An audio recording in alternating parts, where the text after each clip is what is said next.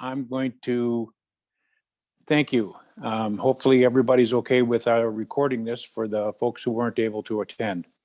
Well, I just want to begin by welcoming all you sisters and brothers to our Wisconsin Alliance for Retired Americans Power Lunch 2021.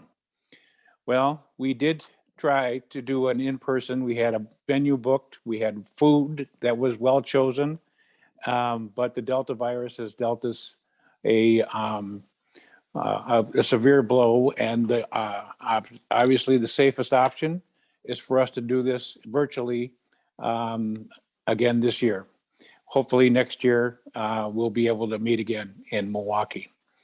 I want to thank you again for coming. We have a very full program. We have 4 excellent awardees for our annual awards for the Wisconsin Alliance for Retired American annual awards, and all announced Senate candidates for the Wisconsin U.S. Senate election in 2022. I don't think Ron Johnson is announced, but he was invited, but we have 11 others. I also want to especially thank our board members who have sustained us through this long year again of COVID isolation and then tentative sticking our toes in the water, but bringing them right back. Especially our sustainers, including the AFL-CIO, the laborers, Wisconsin Education Association Council, the United Auto Workers, and I'm not sure if there are others that I'm forgetting, and I apologize. Maybe Alex will clean up my mess again. Anyway, and our affiliates. Been not our usual ability to get out and mingle with everyone. So we have stayed safer, but we have tried to do and be active and engage protecting Medicare, Medicaid, and Social Security, and celebrate in this last August and July the anniversaries again. They're still there so far, thanks to all of the work that we and all of you have been doing to try to protect them. And now we are actually had a great opportunity through the election of Joe Biden and Kamala Harris, President and Vice President, to be a strong advocate for the ability for Medicare, like the Veterans Administration, to negotiate drug prices. A critical issue facing seniors is the high cost of drugs and how important they are for us. You'll hear more about these issues, and I don't want to take up a lot of time. But without further ado, let me introduce our Executive Director, Alex Brower. Alex has been with us just more than a year, but his efforts have positioned us for a strong political program, and in the most important way, kept us very well organized.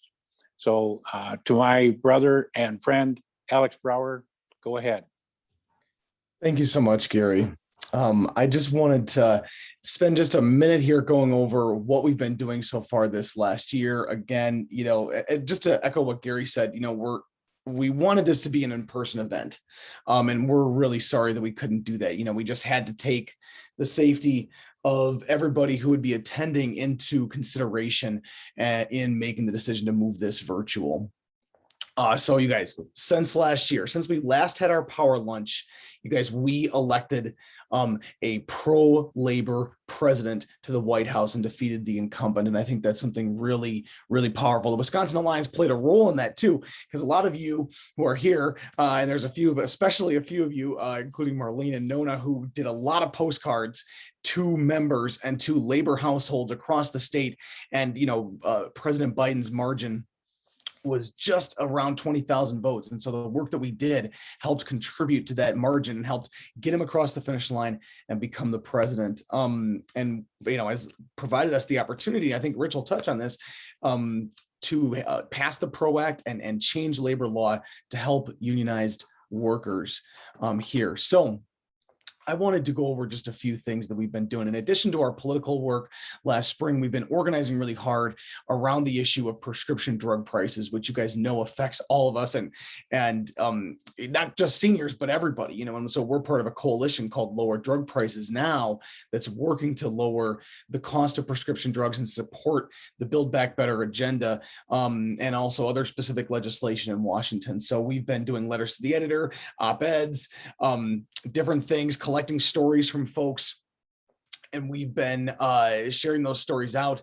and that culminated just last month in some in-person events that we had, in-person demonstrations around the state. We had an event in Oshkosh, we had an event in Madison, we had an event in Milwaukee, and I especially want to shout out the event that we had in Eau Claire. One of our award recipients today, Carolyn Kaiser, did a great job of helping to organize an in-person demonstration, even though we were targeting the offices of Ron Johnson. Ron Johnson doesn't have an office up in Eau Claire, but we were demonstrating in front of the federal courthouse up there.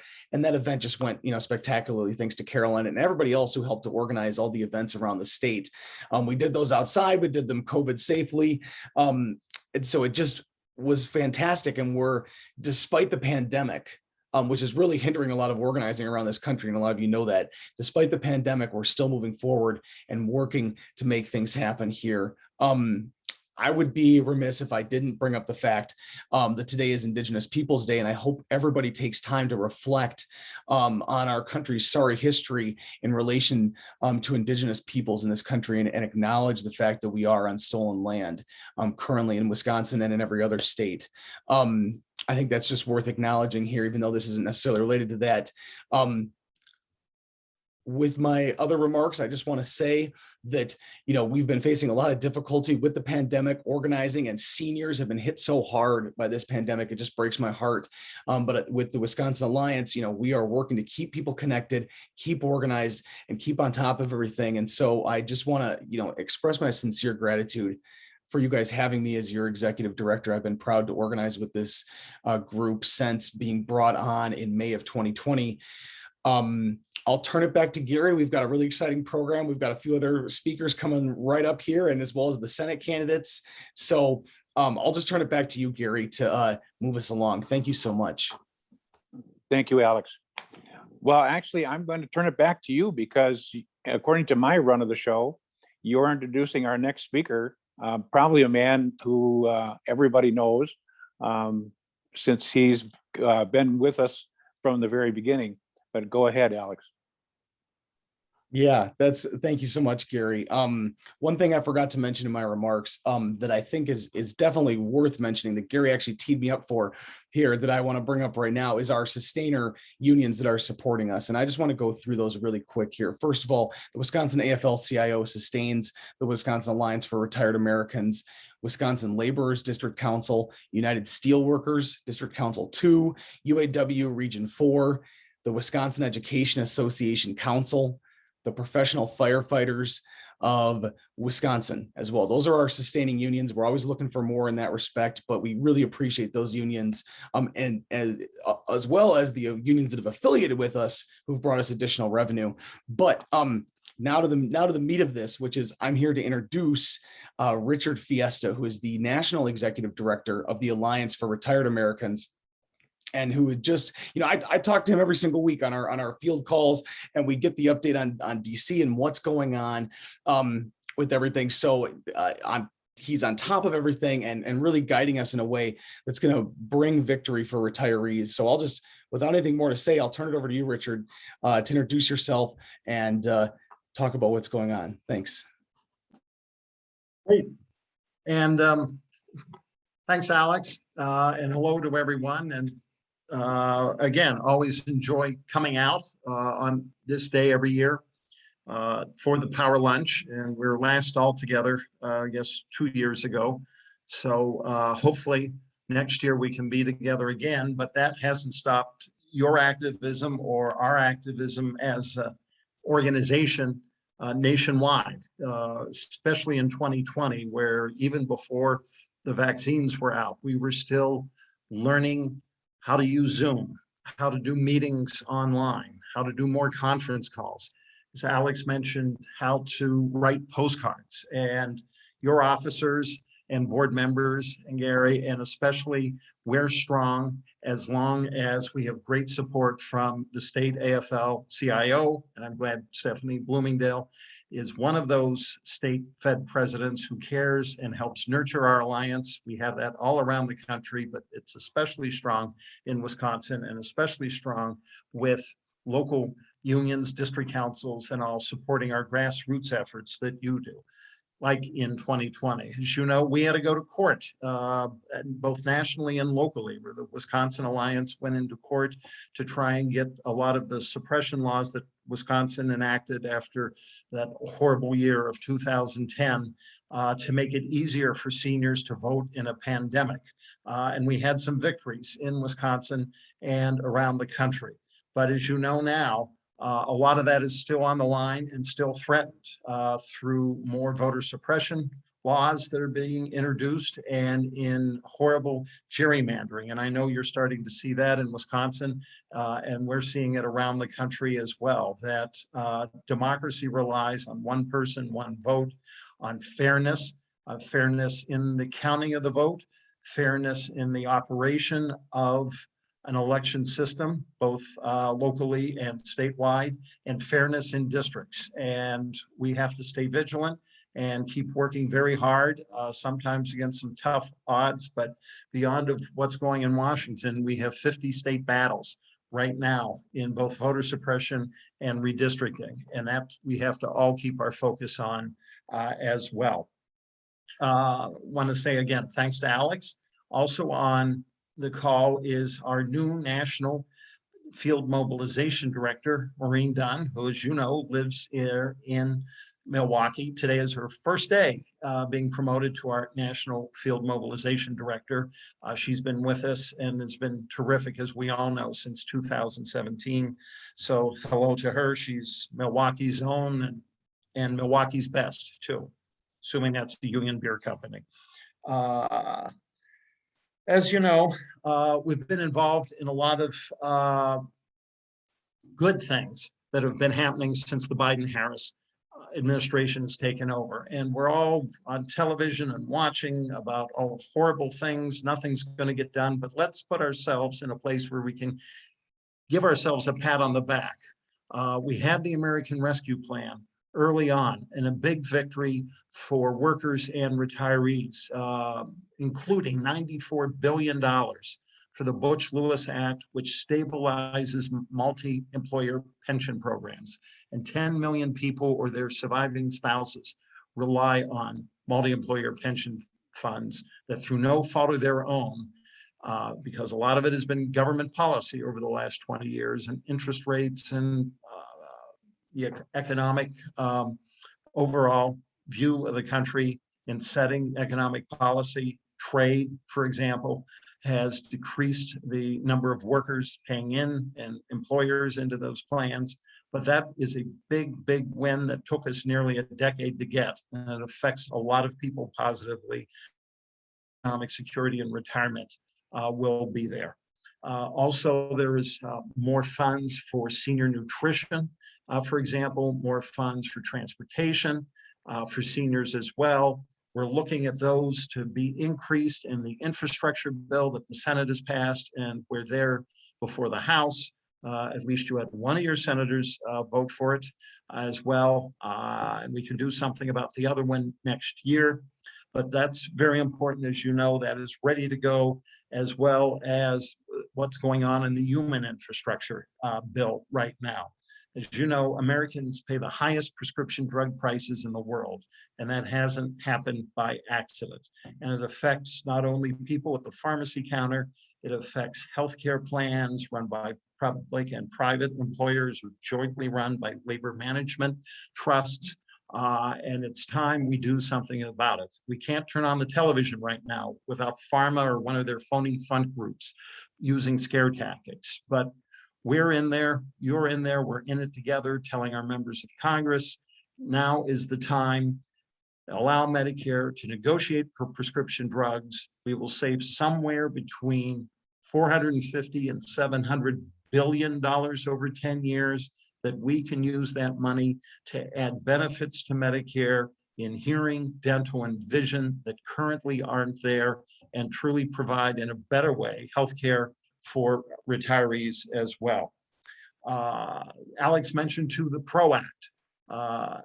Every Democratic senator, with two exceptions, both of whom said that they'll vote for it, but they won't co-sponsor it, have co-sponsored it as well. It's passed the House. We need to work on that because that will clearly get us back to a fair, even law that allows workers without interference and intimidation to negotiate vote on whether or not they want to join a union without interference, threat of being fired. You can just see what happens under current law with the Alabama Amazon case over this past year, where the NLRB has ruled that that company committed numerous unfair labor practices as well. We need to find employers who tout and flout the law and have a level playing field so workers without intimidation can join a union. Another important thing included this year for us is Social Security. You know, we've been fighting off the privatizers since George Bush went to work on it after the 2004 election, and they haven't given up. Hopefully, we will have the COLA being announced soon. Economists are predicting that the 2022 COLA will be high, which will be good for seniors because it's been very low recently. It could be 5.5% or higher based on the market basket that the Bureau of Labor Statistics calculates. Gasoline prices and other food prices have gone up. So literally within the next 2 or 3 weeks, we'll be seeing what the COLA will be. Also, we're expecting a new bill from Congressman John Larson in Connecticut, who has had a great Social Security reform bill in for the last couple of Congresses. He is going to introduce it by the end of this month. It'll be called the Social Security 2100 Act.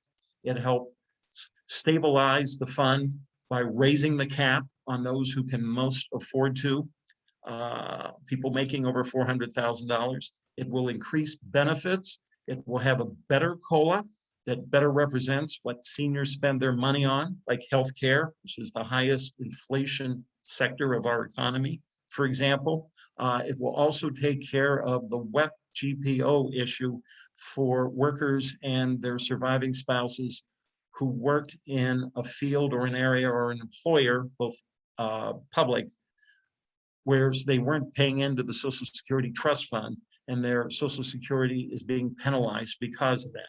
That's still another echo from the Reagan administration that we've been trying to fix for a while. So we're going to look at that and get active on it, and hopefully some real Social Security reform will be coming soon too. One last thing I wanted to talk about too is caregiving. As you know, Americans are turning 65 every day at a rate of 10,000 people. That means there's going to be an increased emphasis on the need for more care, especially care at home, where overwhelmingly, if people are able to have care at home, they want to do that rather than going into an institution. We need to have a workforce that is well-trained and well-paid to take care of people at home, that they're skilled, that there will not be the high turnover rates we're seeing right now in home care. There is a lot in the Build Back Better bill that will take care of this, and we're fighting on that as well. There are fights on both the federal and state levels to get a well-paid workforce that is trained and stable to take care of the obvious growing need for better and more reliable home health care as well. I know you have a really busy agenda coming up. It's a terrific tribute to the strength and power of the Wisconsin Alliance that you're having 11 candidates come and talk about their case to be the next U.S. Senator from Wisconsin. That shows that you are a force that is listened to, that can turn out. Your activism is well known and appreciated, not only by those of us in the labor movement, but by the public at large, and especially office holders or those seeking office as well. So I want to turn it back to Gary and Alex. Enjoy being with you, and hopefully next year we can do this all together. Thanks again. Thank you, Richard. Wow, it takes your breath away how much is going on, but you did a great job of encapsulating that very quickly. And to give us a Wisconsin perspective, I'm proud to introduce our Wisconsin president of the Wisconsin AFL-CIO, Stephanie Bloomingdale, been a great friend and a strong advocate for working people for many years, and organizer. And now she's doing it in Wisconsin for the whole state and for all of labor. And I'm just proud to be a part of the executive board that she leads. Stephanie, President Bloomingdale, can you come in? Yes, can you? Okay. Hello, Yep, can see you. everyone. Okay, great. Thank you, Gary. And I want to welcome all of you to the ARA Power Luncheon. Welcome from the Wisconsin State AFL-CIO. And, you know, it's been mentioned before, it would be great to be in person, but I just keep thinking back to that great luncheon we had in, I don't know what, 2 years ago at the Shriners Hall. And I'm looking forward to next year when we can be back at wherever you guys decide to have the luncheon. But I know that one thing is always clear with these luncheons, you have great cake. So I'm looking forward to that next year. And I want to thank Gary Mitchell, who is the president of the ARA, Wisconsin ARA. He does a fantastic job for you each and every day. And also thank him for his for the work that he does on the Wisconsin State AFL-CIO Executive Board. He represents your interests very well, and I want to thank him for all the effort that you put into that and for doing a great job leading this organization. I want to thank you, Rich Fiesta. Great to see you here today. This is such an important organization that you lead nationally, Rich, and that Gary leads here in the state. And because it brings all of you together, union retirees. So many of you have spent so much of your dedication and time in your life working as union representatives or union members, making your contracts better, negotiating for good contracts, for better health and safety, and for secure retirement. And you've done that throughout your careers, and now the work doesn't stop, because once you're a union member, it's in your blood forever. So the work that you do is so very important to continue our quest for a more fair life for people, for working people. And we know that it is only through the strong unions, that we can have balance in our economy, that we can have fairness, that we can have workers have the ability to have a decent paycheck and to have good safety conditions. And we've seen that, you know, so much during this pandemic. It has really stood out, because workers that had a union already had safety committees, already had the ability to negotiate for proper PPE and time off for, you know, if they were infected or under quarantine. All of this was somewhat easier and really led the way on worker safety throughout the pandemic. But in addition to that, we know that our system is broken when it comes to new organizing in this country. And we know that it is very, very difficult to organize in a new workplace. And we saw that so much with the recent election right here in Milwaukee. It also is, well, really statewide, Milwaukee, Madison, Illinois, with one of your awardees. And I know that Alex Bauer said that I could mention them, that that wasn't a surprise, but I do want to just thank the Collectivo workers for all that they did throughout that very long campaign up against a really, really bad union buster that pulled out all the stops, pulled out all the dirty tricks, but they stood strong. They stood together, and they organized with the IBEW 494 business director or business manager Dean Warsh, and they really stuck together, and they won their election finally after some turmoil with the not turmoil, but recounts and funny business from the shenanigans from the employer. But they have their union now, and we're looking forward to helping them and supporting them in their first contract. And I know you all are as well. But as you continue, I want to thank you for the electoral work that you do. I know that one day Gary and I were talking on the phone, and we were talking about what more that the retirees could do to help in the election. And we launched and continued the postcard campaign. And I want to tell you guys, the work that you did on that postcard campaign, and I don't even know the number, but it was tens of thousands of postcards that you wrote, handwritten postcards to other union members to encourage them to get out and vote with those drop-off voters. And it was incredible, and really one of the leading campaigns for postcards during the pandemic in the entire country. So thank you for your work on that. Thank you, Gary Mitchell. Thank you, everyone who participated in that program. Thank you, Alex Brower, for the work that you did. I am gonna, thank you for that, and get ready for the next election, because it's time to dump Ron Johnson once and for all. We have a lot of great candidates for the U.S. Senate that you are going to be hearing from today, and we are going to, get behind the person that is going to be able to win against Ron Johnson, and also to extend our union values throughout their term in the U.S. Senate. So I want to thank you, ARA. I want to thank all of you. Have a great luncheon. I look forward to working with you over the next year as we go into election season once again in Wisconsin, and look forward to seeing you in person next year. So thank you. Thank you, President Bloomingdale. Always a pleasure. So it's now my pleasure. We're going to start with introductions of our awardees.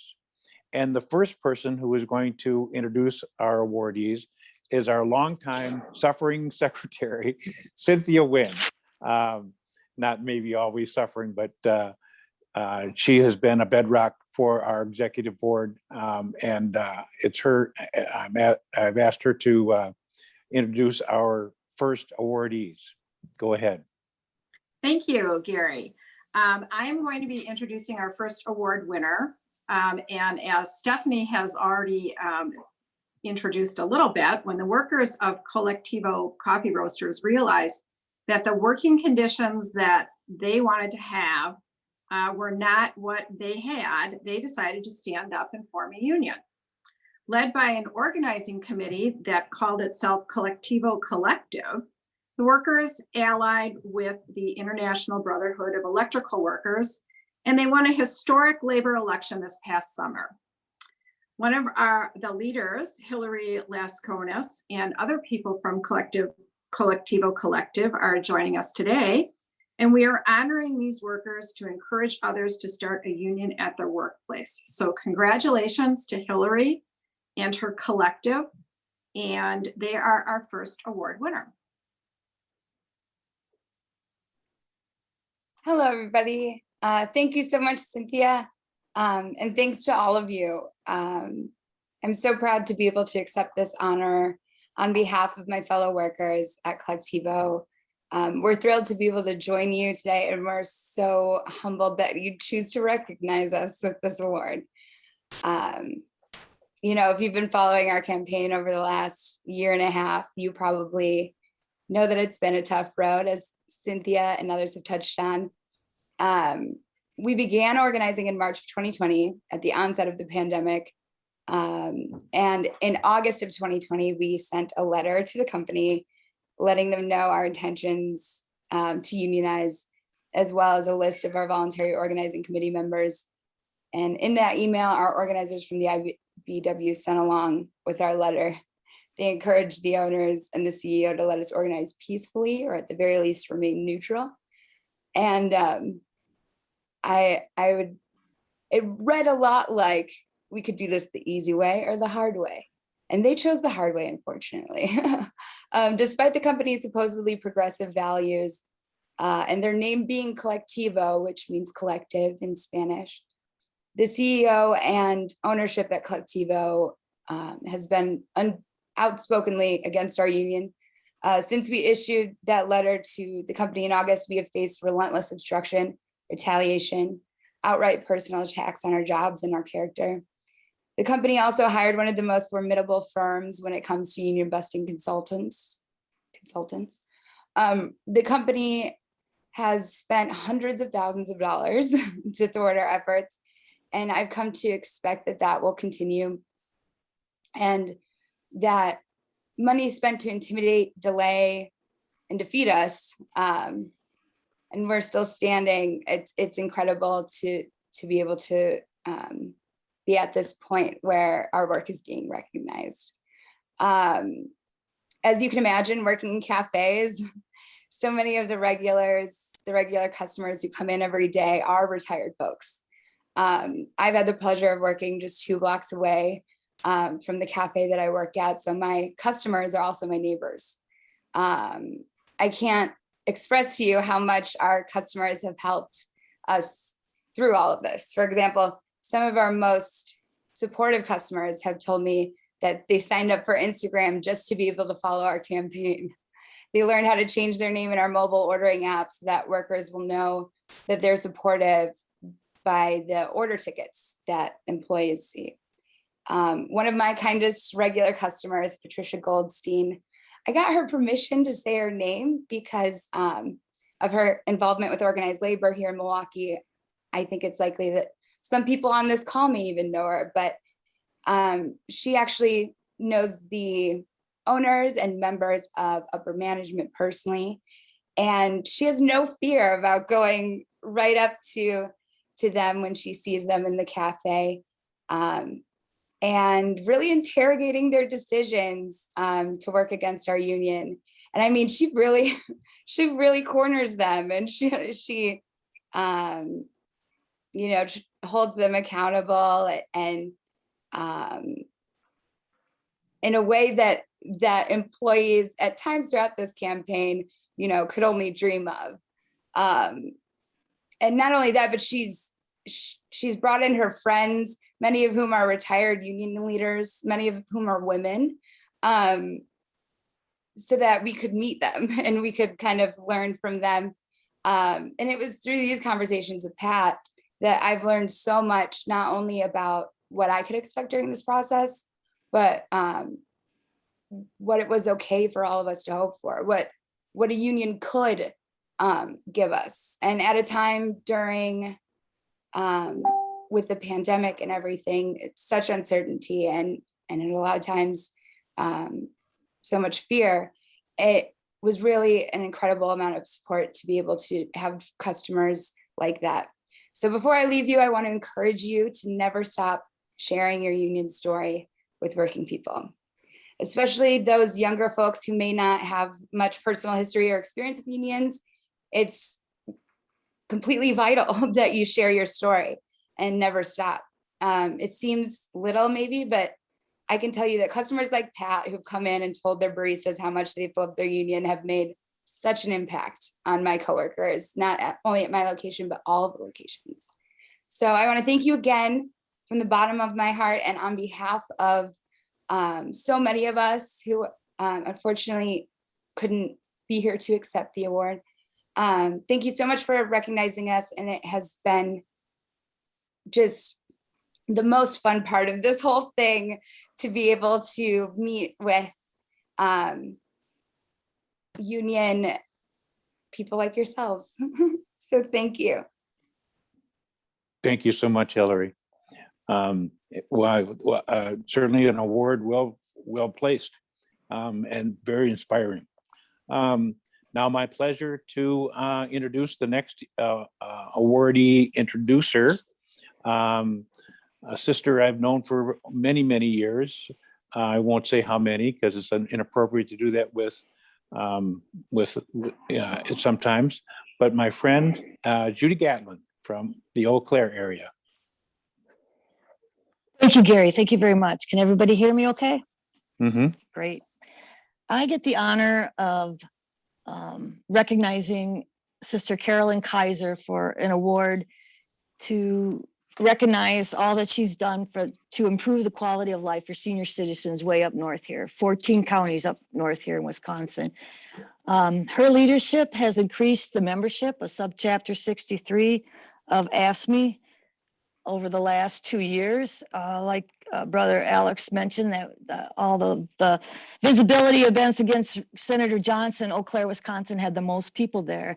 That's because Carolyn is skilled in organizing and communicating and focusing on what we can change and where we can make our voices heard. She keeps our chapter membership engaged, informed, and motivated to advocate for the policies and values that are necessary for quality of life for all seniors. Carolyn uses email, supports our postal workers with paper mailings, telephones, texts, and Zoom. She's become an expert on Zoom, whatever it takes to reach the most senior membership and retirees in 14 Wisconsin counties. And I'm very pleased to announce Carolyn Kaiser. Thank you. Thank you, Judy. Very kind of you. When I first heard about this nomination, I thought, really, who would be thinking about me for an action like this? But really, our actions in West Central Wisconsin are a part of our greater community. My union life started at Northern Wisconsin Center in Chippewa County. And there I served Local 116 as a steward, as a secretary, and as a president. And for much of my years there, our local president was Maggie Merdler. So I need to thank her for her mentorship. We knew that the road from Madison to Chippewa was a long way. The road from Chippewa to Madison, not that bad. But we were considered in the boondocks, and we needed to be creative and inventive, and tried to continue that. Marty Beal gave me a chance as a field rep to allow me to work with a greater variety of state employees. And so everything starts at the grassroots level, and we know that here. Many of you know my husband, Gary. He's helpful. He takes a lot of phone messages. He makes signs. He's been a chauffeur. He's been supportive. He too is passionate about stuff. So really, we are a community. They say it takes a village. It does. We're proud to be in the group, and I'm proud to be in the group that speaks truth to power for the voice of democracy in our neck of the woods. My message to everybody is, let's just build back better and solidarity. During the really rough times, going to Madison and hearing the solidarity of singers was like soothed to my soul. So I was very happy to hear them today. Thank you for your consideration with this. Thank you, Carolyn. Thank you so much for your service and your action. It's now my pleasure to introduce our Executive Vice President, who has, congratulations, Carolyn. I love looking at the chat and seeing people send their comments in there. Our Executive Vice President probably should be president, actually. She does the work so often, and has been more than a right-hand person, has been the conscience and sometimes the soul of our organization. Marlene Ott, to introduce our next awardee.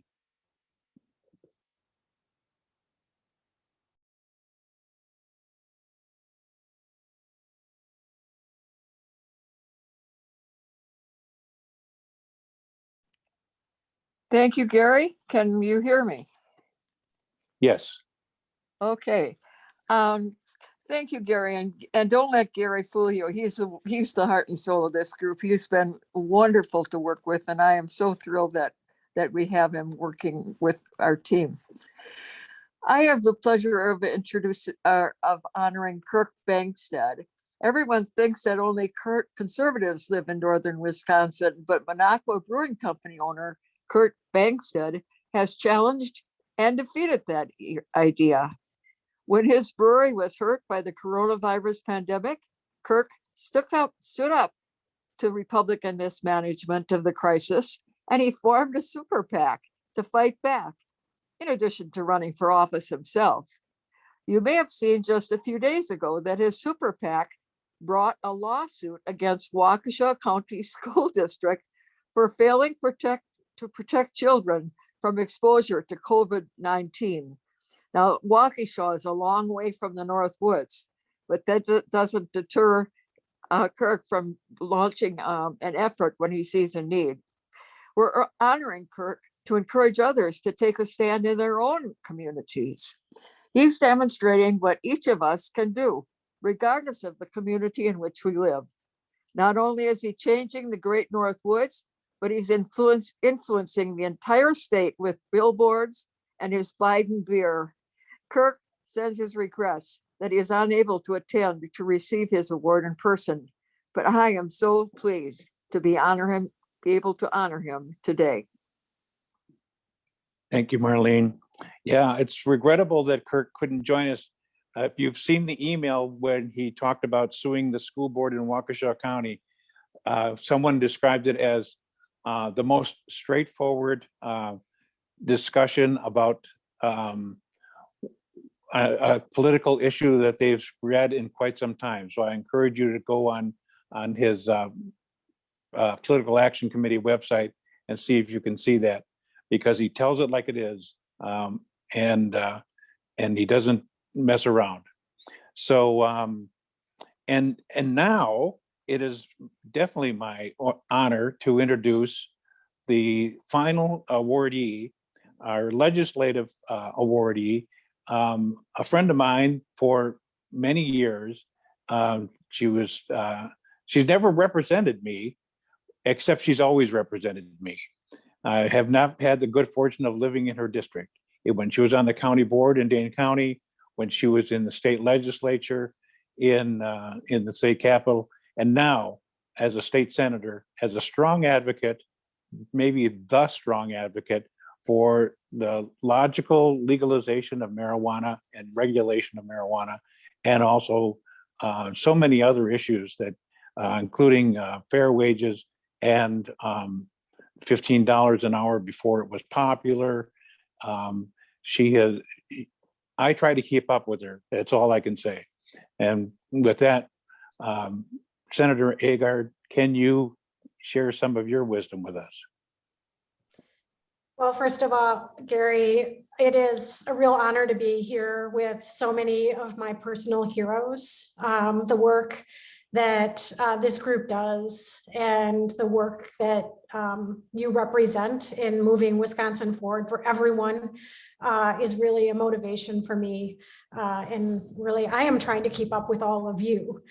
So I'm humbled by what it is that you've said in your introduction today. My name is Melissa Agard, and I am honored to be the senator of the 16th district here in the great state of Wisconsin. And I want to thank you all so much for your recognition and the humbling honor of accepting this award. It really does mean the world to me to be recognized for people who I so honor and respect. You all are the tireless advocates on the ground for the people of the state of Wisconsin. It was about 10 years ago that so many of us stood arm in arm with each other, advocating for workers' rights, for public sector workers, as they were being attacked by Walker and the majority legislature here in the state of Wisconsin. And I know that I wore out a number of pairs of shoes, and it's really appreciated the pizza that was provided for them time after time in the Capitol building by people across our nation. As we raised our hands and raised our fists, demanding for the rights of workers in Wisconsin to continue to be recognized, as we were the birthplace of so much that was being torn apart through those actions.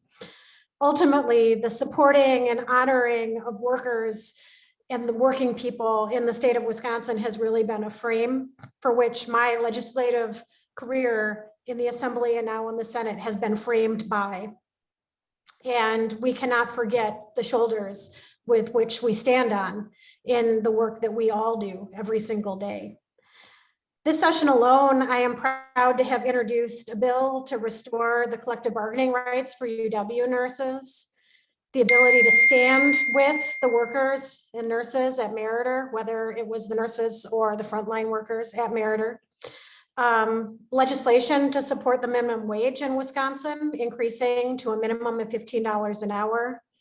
Bills to provide pension relief for our public sector workers. And as Gary said, a bill to legalize cannabis in Wisconsin, supporting peace labor agreements and our farming agriculture, as well as addressing racial disparities.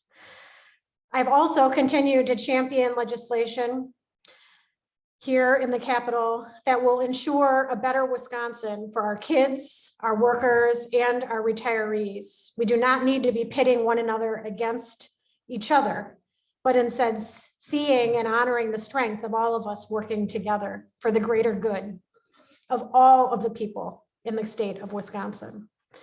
I know that in order for Wisconsin to be a place where everyone can thrive, that we need to unrig the system. And that once that system is unrigged, we'll be able to see the important bills that reflect the will of the people all across Wisconsin move forward, supporting our schools, supporting our environment, supporting healthcare, supporting one another. I believe very much that compassion will again be in vogue for Wisconsinites. It's unfortunate that there is so much that is happening to perpetuate lies and division in our state.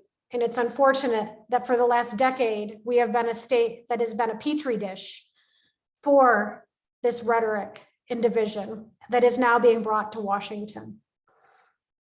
I want to close with this because I am a glasses half full kind of gal, and I don't want to focus on all the negative, terrible things that are happening, but what it is that we can all do when we link our arms and work together. And while I'm so grateful to have received this award today, I want to leave a call for action for us so that we can continue to see that glass is half full and fill it up even more. We are entering a critical time in Wisconsin when it comes to the redistricting process. And in order for us to legalize cannabis, to bring healthcare to everyone, to make sure that our environment and our schools are protected and funded, to make sure that our seniors and our kids know that they all matter, we need to make sure that our voices are heard when it comes to fair maps. And we need all hands on deck to ensure that we do not have a gerrymandered Wisconsin for another 10 years.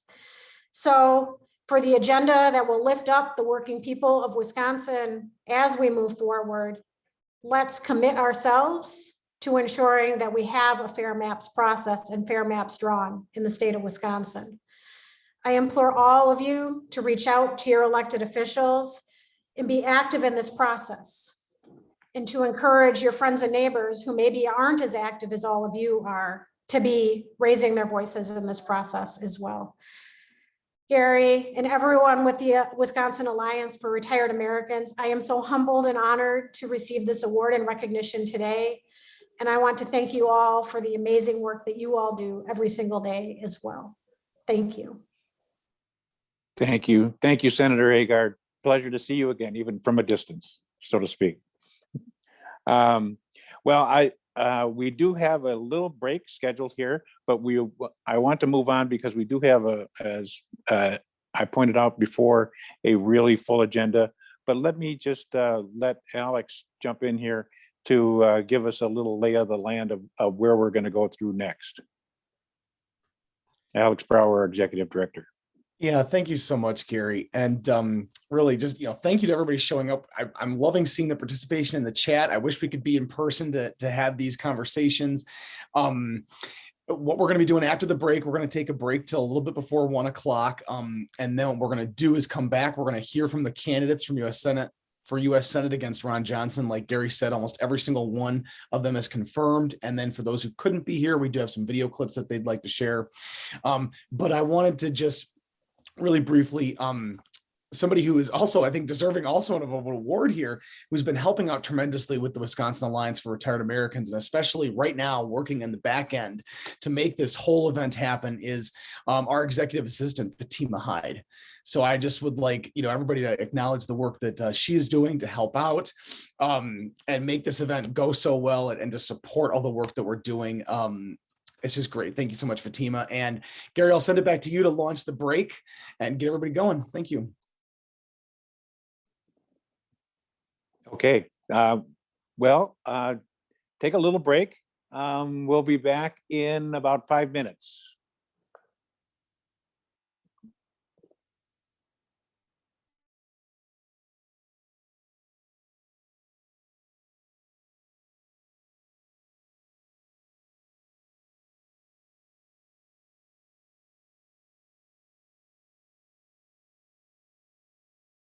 All right, next up, we will be doing This Land Is Your Land. We got a special Wisconsin chorus here for This Land Is Your Land, and we will start with that chorus. Our next song is This Land Is Your Land. Here we go.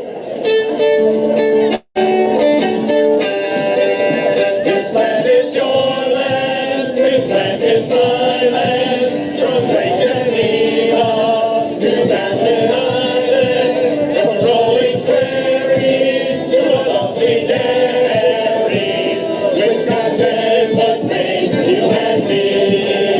As I was walking a ribbon of highway, I saw above me an endless skyway. I saw below me a golden valley. This land was made for you and me. This land is your land. This land is my land. From Lake Geneva to Baffin Island, from the rolling prairies to a lovely dairies. Wisconsin was made for you and me. The sun came shining as I was strolling, the wheat fields waving and the dust clouds rolling, and the fog was lifting, a voice was chanting. This land was made for you and me. This land is your land, this land is my land, from Lake Geneva to Baffin Island, from the rolling prairies to a lovely dairy.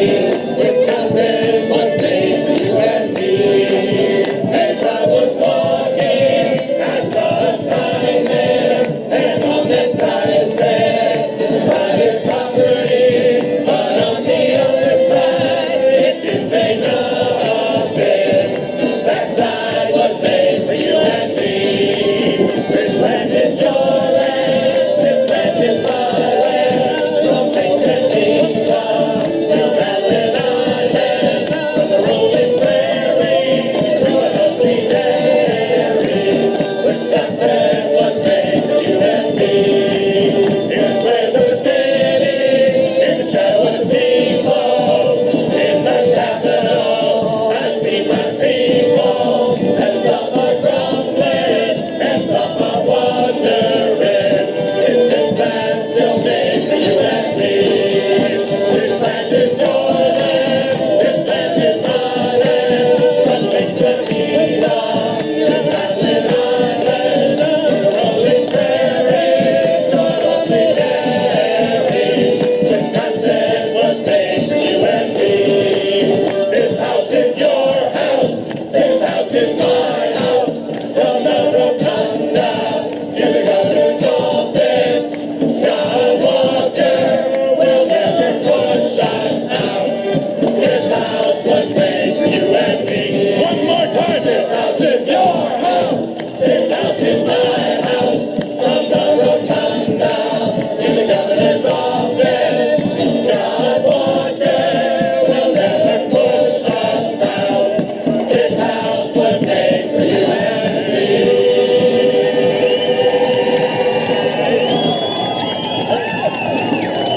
Very nice, thank you.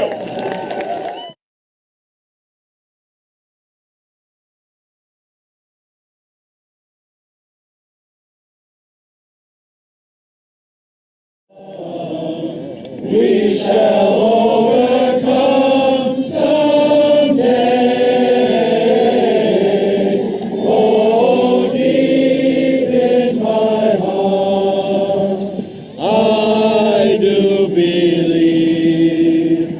we shall overcome someday.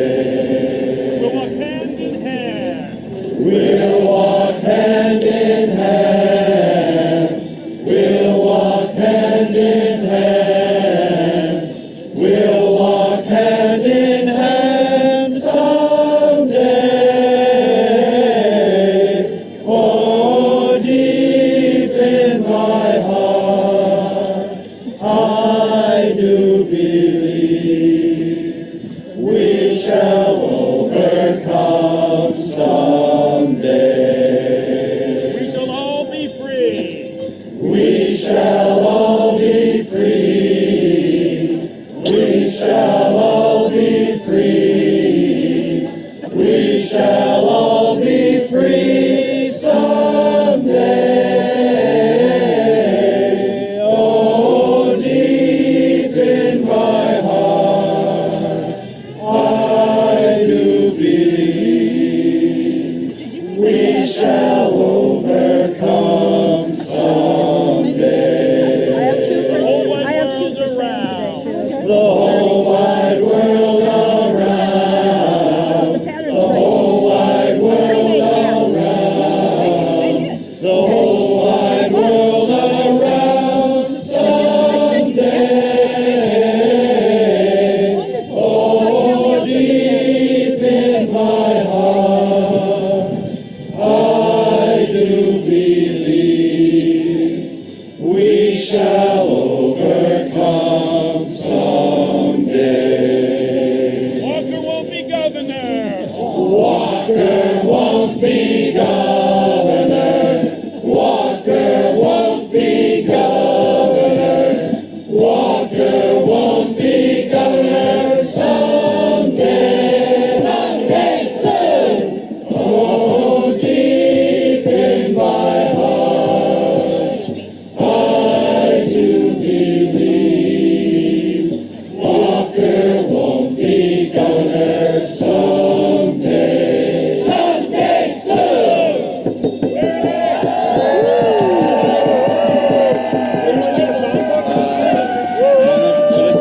Recall now. Let's do an intro.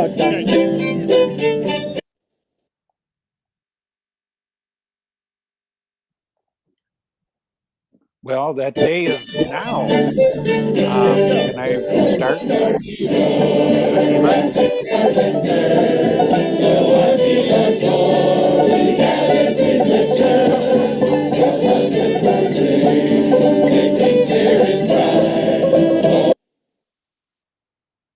Thank you. Well, and Governor Walker is no longer governor, thank goodness. So a lot of work, a lot of struggle for a long time. And now it's my pleasure to introduce the folks who will replace arguably one of the dumbest senators in the US Congress right now, Ron Johnson, and who has argued against vaccines and against the PRO Act.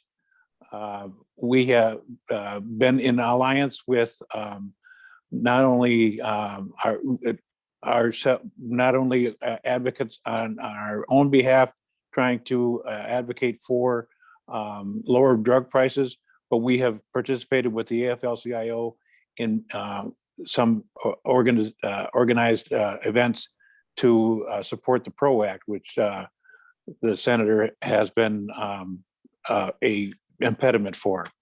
So with that, we have 11 candidates for the U.S. Senate for 2022, and there won't be introductions between each one.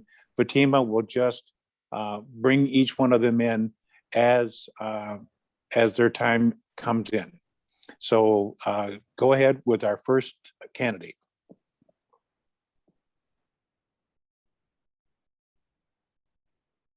Okay, Okay, so Tom Nelson running for the U.S. Senate. First, I want to thank everyone for the award in 2013 nominated by Mike Pine for the election for the elected official of the year. So thank you very much for that. I know I have a lot of friends here in the audience. Thank you for all of your support in the past. So I'm Outagamie County Executive Tom Nelson. Before that, I was in the state assembly. We've got long-standing partnerships. I'm proud to have a 100% AFL-CIO voting record in my 6 years state legislator, including one as the majority leader. Now I've been in this race for about 1 year. I just got done doing a 72 county listing session tour. It did it in 43 days. And one issue that stood above all their issues was the issue of corporate power and how it is crushing the little guy, be it on the family farm or in labor unions all across the state. And I saw that time and again. Two big examples. In Burnett County, they're citing a 23,000 hog farm, and they're not going to be there to create jobs. They're going to pollute the land, drain aquifers, and kill more family farms. Closer to home in Kimberly, Wisconsin, we saw the New Page Mill shuttered about 13 years ago. It was bought up by a Wall Street company that promptly shut it down for the purpose of raising prices and jacking up profits. And in doing so, they killed over 400 union jobs. I submit that you need a candidate that understands those challenges, that's going to take on the big corporations, that's going to take on Wall Street and make sure that they pay their fair share. What we need to do is we need to tax these corporations. And when they do, we're going to see folks putting earnings into higher wages, into research and development, and not stock buybacks that have enriched rich CEOs at the expense of workers.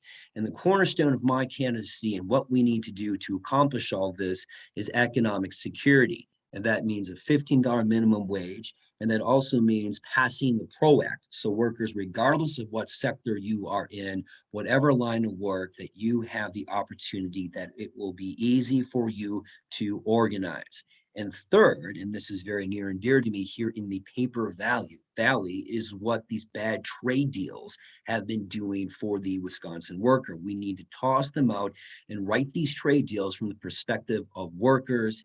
And the only way that we can do that is to get rid of them and have people in the Senate that recognize that and will vote accordingly. Finally, I want to say thank you to the USW and the folks I work with arm in arm 4 years ago when we turned around the Appleton coated mill and we saved it single-handedly by objecting to the sale, getting it back on its feet and showing that we could run that mill and turn a profit. We brought back 300 jobs. It is alive and well today because of labor. Labor has been an indispensable partner in my public service, and that will continue to be the case as your next U.S. Senator. So thank you very much for this invitation. Appreciate all the support in the past and wish you well.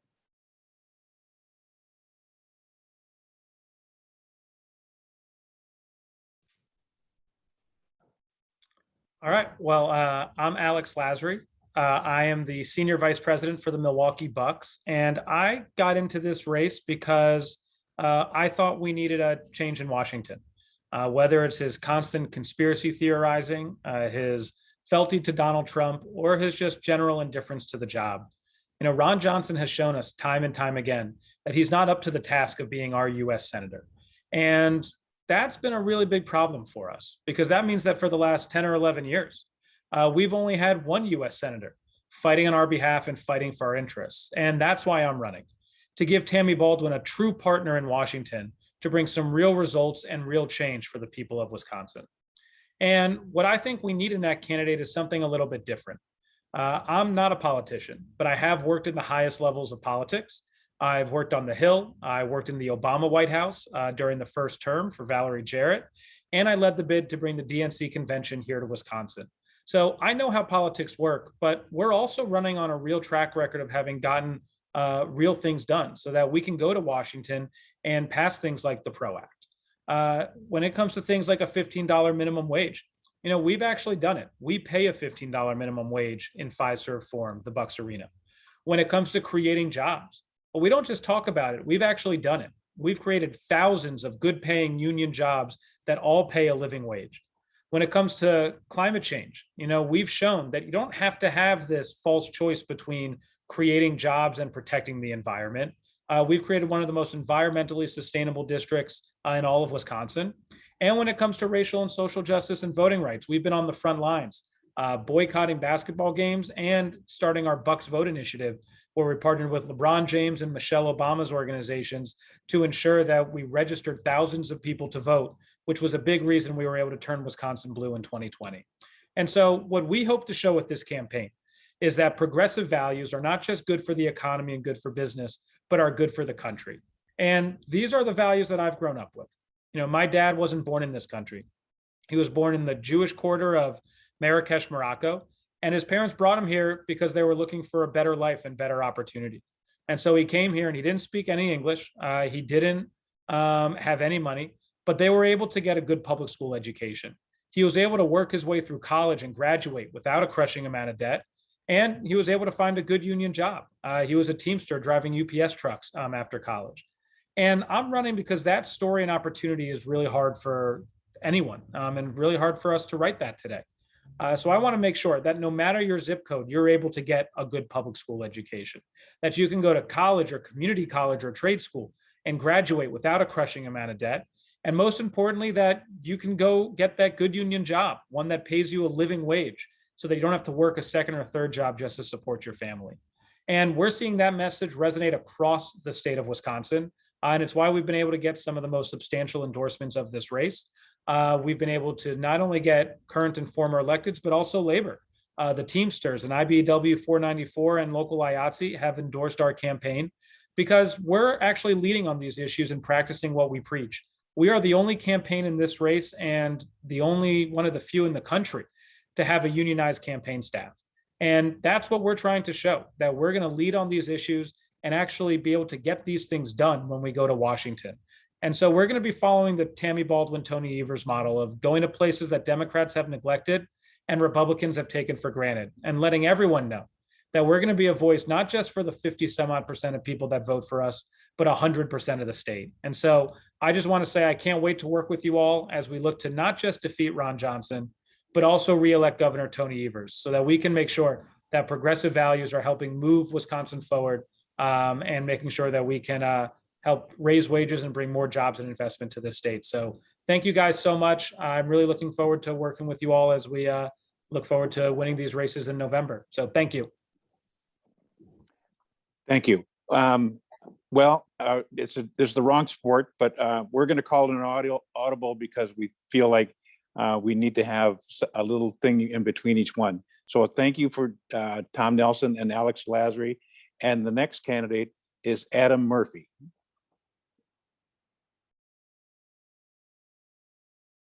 Hi there, I'm Adam Murphy, one of the Democratic candidates for U.S. Senate, and I apologize this isn't live. I'm flying home from what was hopefully a Packers victory on my 50th birthday. Now, you have a challenging decision to make 10 months from now, and let's see if we can't make it a little easier for you. Let me start by saying I suspect every politician that talks to this group promises to protect your Social Security, right? After all, it's the first thing listed under issues on the website. So the question is, how? Well, there's a very simple solution. If we remove Social Security from the federal budget so politicians can't keep using it as a political football with this whole debt ceiling mess, and we change the 86-year-old law so the trust can access money directly from the Fed in the event when the fund hits zero. In other words, we can absolutely legalize guaranteeing Social Security payments regardless of politicians, budget crisis, or funding, and it really is that easy. Now, if you're willing, I'd like to offer to make your life a little easier between now and the election, and that starts with a question. Now, obviously, I can't see you respond, but how many of you have written off, lost, or maybe been written off by a friend, family member, or someone on social media over the last 5 years due to politics? I suspect we all have. Now, in some cases, you might have just thought, good riddance, and I get it, it can be frustrating, but let me tell you what our campaign is doing to offer some actual value. So here's the beginning and end of a conversation. I had 16 messages over the course of a day and a half about the Supreme Court, abortion, and why we should add more judges. It starts with Michael, an angry conservative, saying, "Murphy for WI." That's me. "Murphy for WI. The Constitution is not a living, changing document. Only when it benefits a liberal agenda will they use it to their advantage." And here's what Michael's final message said a day and a half later. "Murphy for Wisconsin." Again, that's me. "I like how you break it down. Let me put thought into what you're saying." So that's what we are offering, the opportunity to learn how to present something that will get a conservative to say, "Let me put thought into what you're saying." How? By teaching. Our goal is to listen, learn, share, and to teach. And so we're building a learning center, and then we're making it available to voters and politicians. And we're currently designing workshops so that you as volunteers can come listen, learn, share, and perhaps teach.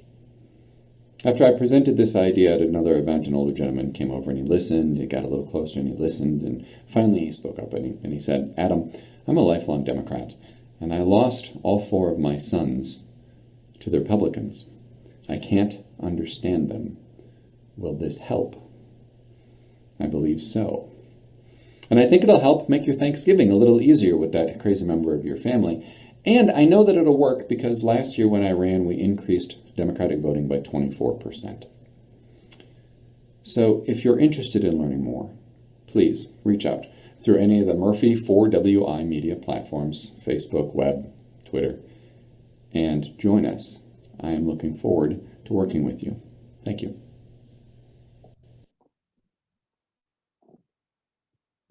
And our next candidate is Daryl Williams.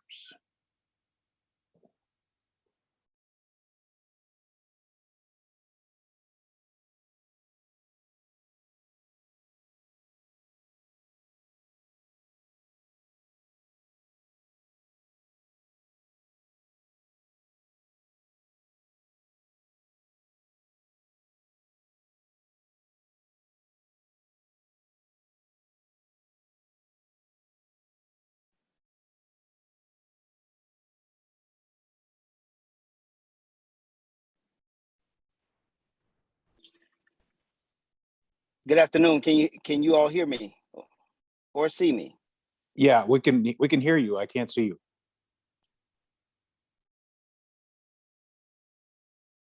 Okay.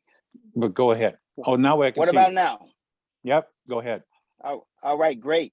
Hey, good afternoon, everybody. My name is Daryl Williams, and I'm a candidate for the United States Senate. And I'm want to say thank you to all of you for allowing me this opportunity. The shirt that you see that I'm wearing today, as you know, this is a National Indigenous Persons Day. So definitely want to represent and recognize the contributions of our indigenous people to our country. But I also want to thank and recognize you for everything that you all have done, especially as retired personnel. And let me just say, I'm a little bit jealous because I'm trying to get to that point. Let me just tell you a little bit about myself. My name is Daryl Williams. I was born in Abbeville, Mississippi, in a little small rural town, about 316 people. I joined the military when I was 16 years old because my mother could not pay for me to go to college. It was rough trying to raise 6 kids off of $3.35 an hour. So I joined the military at 16 years old, and I did 29 years and 2 tours in Iraq and Afghanistan. I didn't do 30 because I got hit by in a bomb blast in 2015 in Afghanistan. I started off as moved to Milwaukee as a teacher, became principal, turnaround principal of several schools in Milwaukee. I was National Principal of the Year and went on to be interim superintendent of schools in Beloit, Wisconsin. I was very humbled and very proud to serve as a governor appointee by Governor Tony Evers as the administrator of Wisconsin Emergency Management. And that's what I've been doing for the past couple of years. We are the people who are we're the lead state agency that deals with all natural and man-caused disasters. And also we serve as the heartbeat of the COVID-19 response, getting shots in arms all over the state of Wisconsin.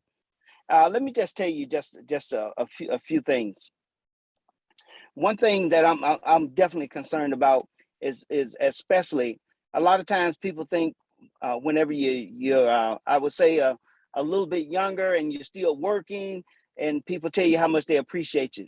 But a lot of times whenever you get just a tad more seasoned and then into retirement age, people seem to forget about you, but not me.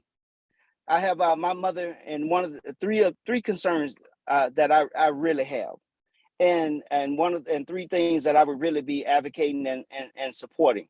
One, that's better health care. We want to make sure that just because we go into the retirement, that we're not forgotten. And I'm one that would protect that Social Security. I would be one that would be advocating to protect that, just like I would if that was my own mother. In my family, my mother is 81 years old, and haven't had anyone in my family to live past 75. So I want to make sure that I do everything, not only for my mother, but anybody's parent, especially at this particular time. For people who have given their lives and sacrificed for us to make this world a better place, the last thing that we owe them is to forget about them at this particular point in time.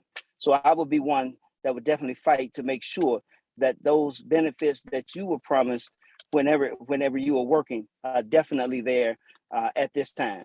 And we know that is needed. The second thing, better living facilities. For some of our seniors, the reality is, sometimes there are assisted living facilities that are there to assist. And I would make sure that those assisted living facilities are quality living facilities, and that the healthcare and the benefits that are there are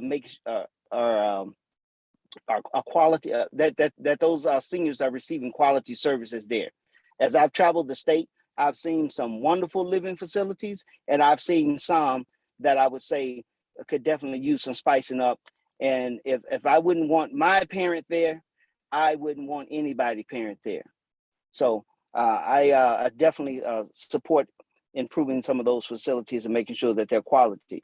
And the last thing I would say, for the sake of time, if you're anything, or some of you who are listening, anything like my mother, she pays a ton of money in prescription drugs.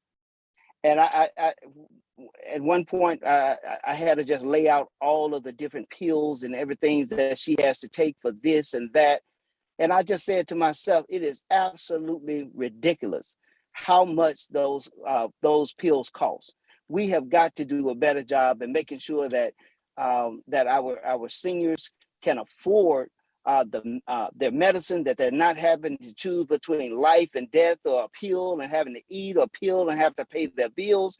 And those are some things that I would definitely be looking into and supporting, and fighting with those big drug companies to lower the cost of those prescription drugs for people who are not just waking up every day trying to figure out how I'm going to pay my next bill, or do I have to buy these buy the next pill. I mean, those are life and death decisions that our residents should not have to make. And matter of fact, it's really more of a human rights issue. And I don't think it's fair that our seniors are put in that position, but I do know that they are, because my mother is one of them. And, Thank you, and that Gerald. would be one I would fight. So thank you. Thank you, Gerald. Thank you for coming. We appreciate it. Thank you. Our next candidate is, and I hope I'm not saying this completely wrong, Ku Lee.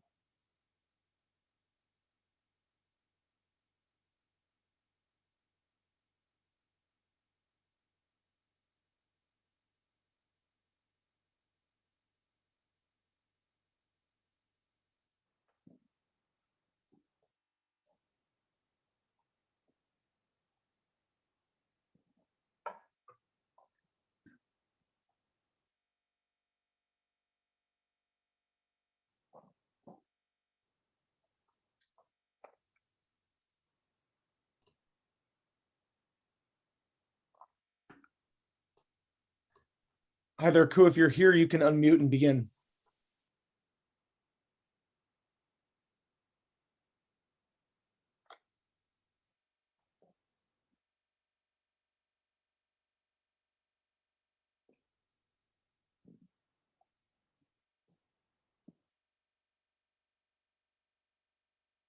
Gary, do you want to just? I maybe- can't hear, Ku. Yeah, speak. no, yeah, neither can I. Can you hear me, Gary? Yeah, I can hear you. Yeah, why don't we just move on to the other candidates? We'll put Ku at the end if he's still available. Okay, the next candidate is Sarah Godlewski.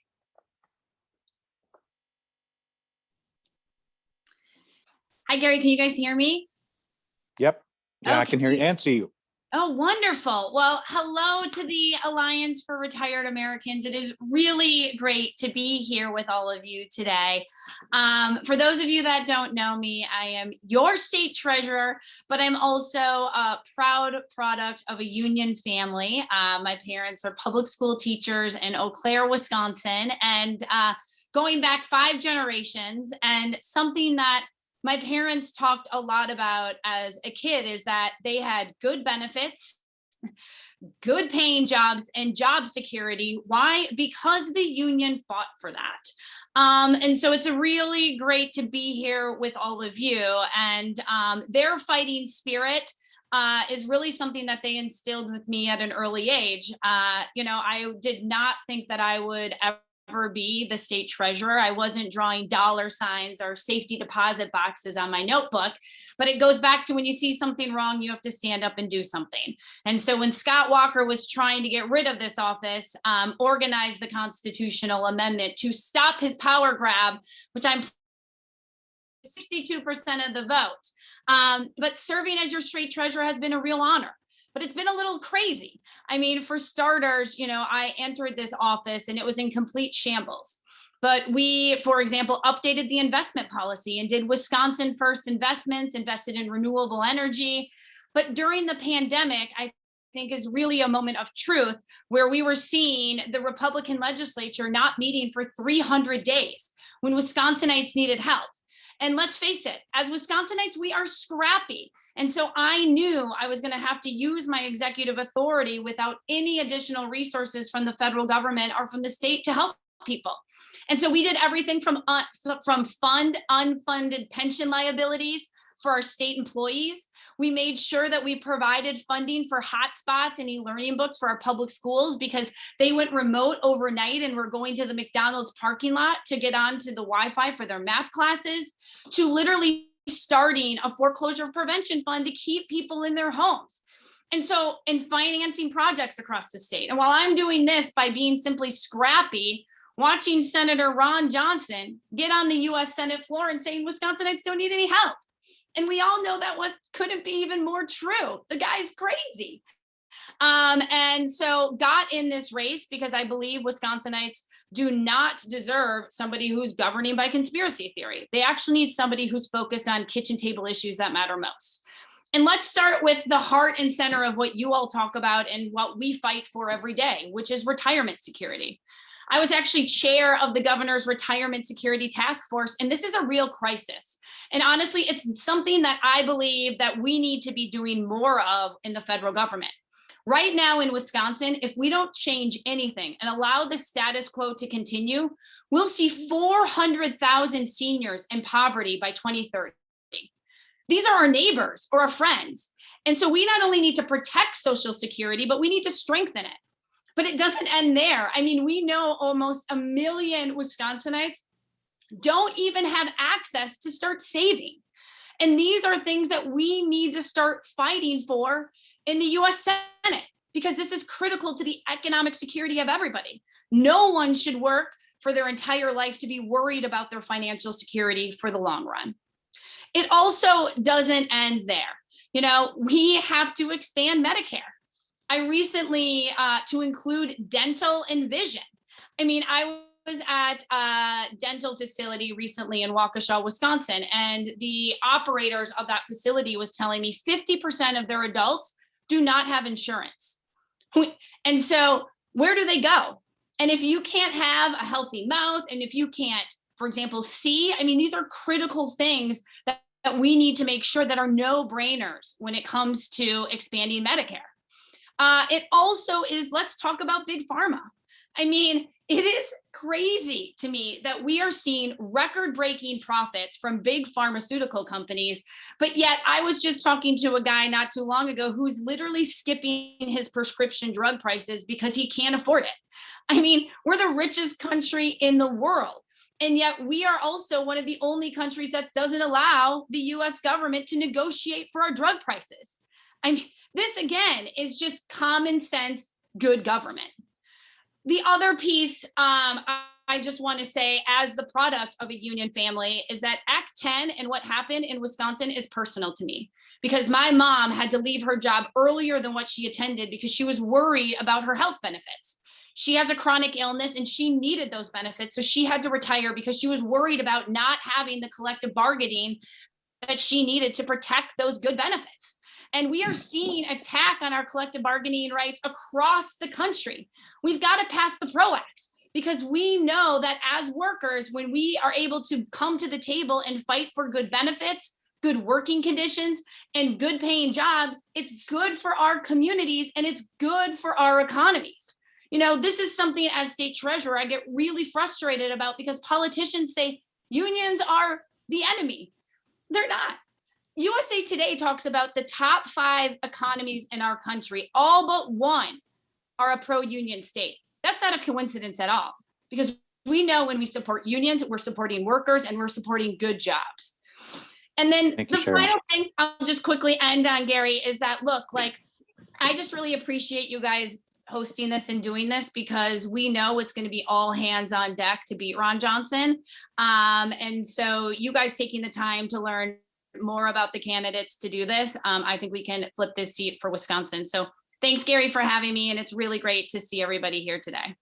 Yeah, thank you so much, Sarah. Much appreciated. Our next candidate is Gillian Bottino.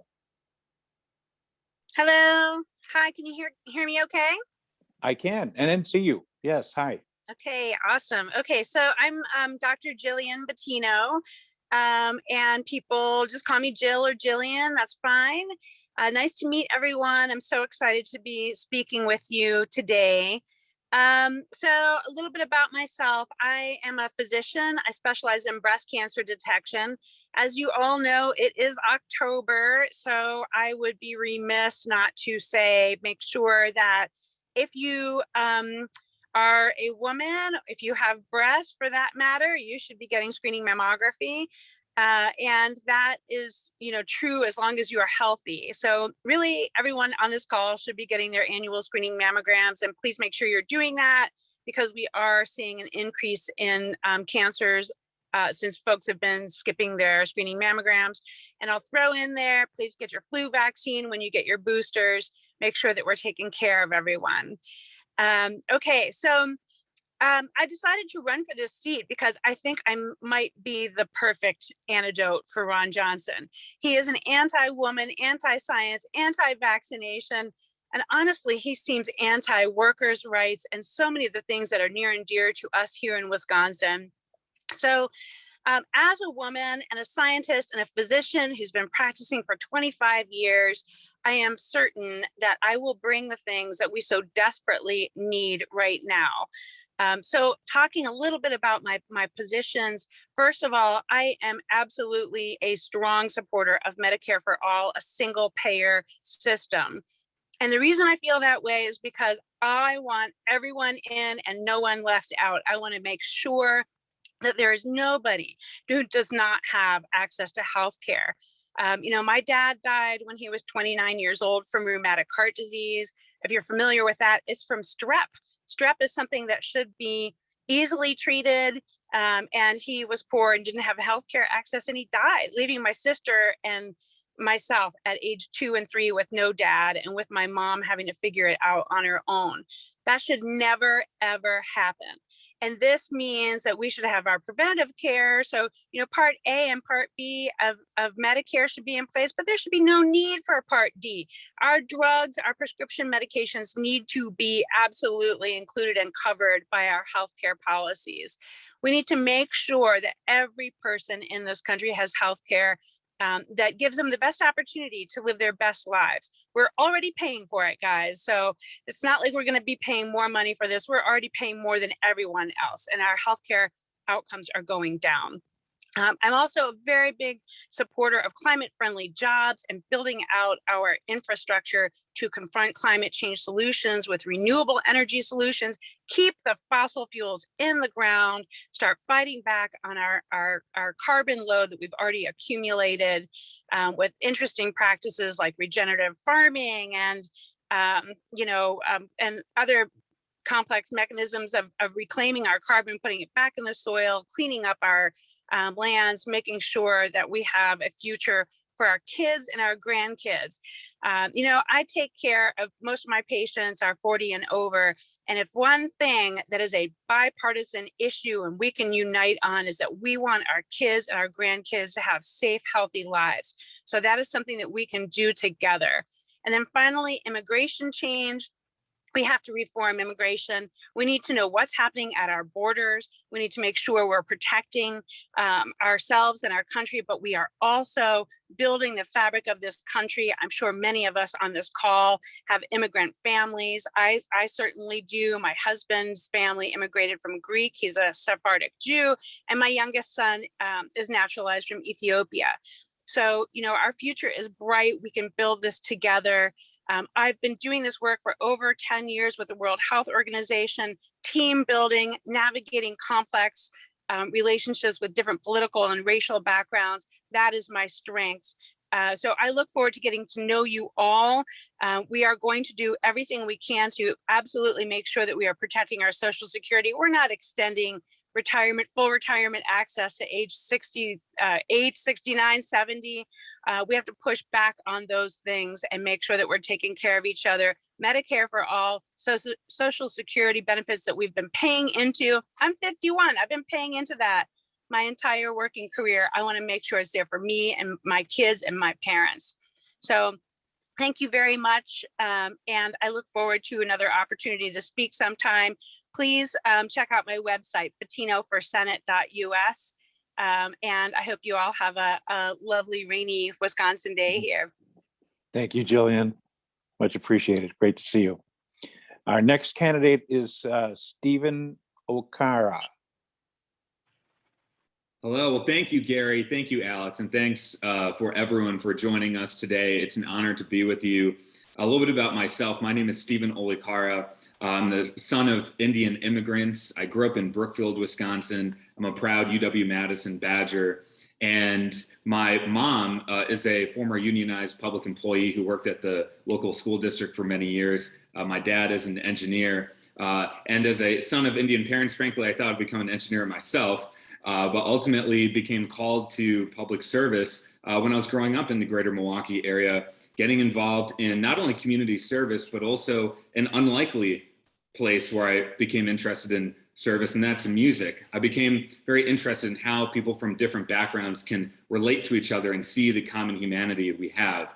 So that's really my core DNA in politics, my big hope that I am able to accomplish through my involvement in this race and in my work generally, is to help people create a new, inclusive, and honest form of politics. And that's why the reason why I'm running for this race, why our former Lieutenant Governor Barbara Lawton encouraged me so strongly to jump into this race, is because we need a new kind of politics to solve the scale of the problems we face right now. And at the top of that is clean and good government. And you might be wondering, how does that relate to senior citizens? Well, the key connection there is that you have a debate right now where we have big pharma and big drug companies and other major special interests that are undermining senior citizens right now and retired Americans. My hope is that we can change the campaign finance system so that more ordinary Americans' concerns are realized. And a great example right now is with Medicare. My parents are in the process of signing up as we speak.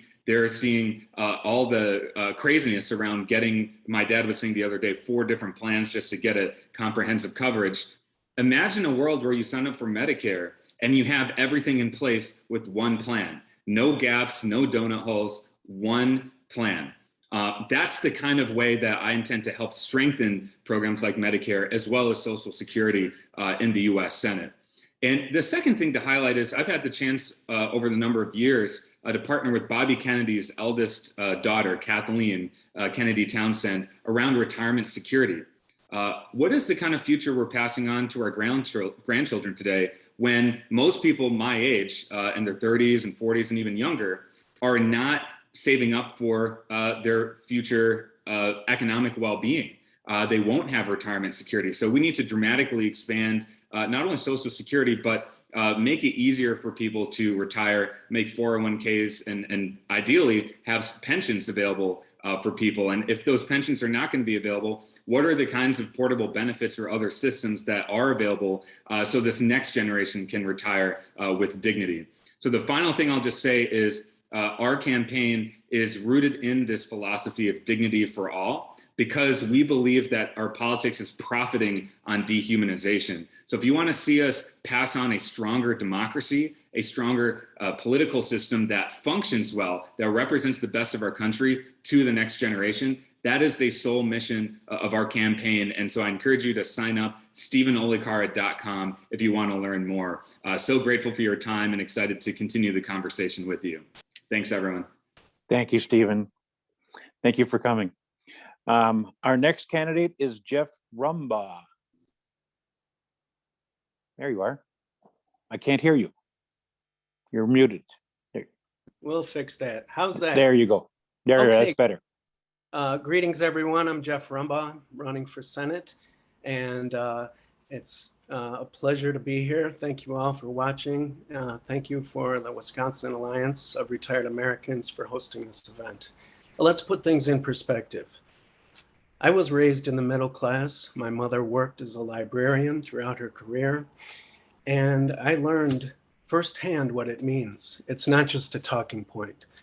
I later learned in life that our mother used to hide food from us. And many of you who have children know that kids can eat you out of house and home.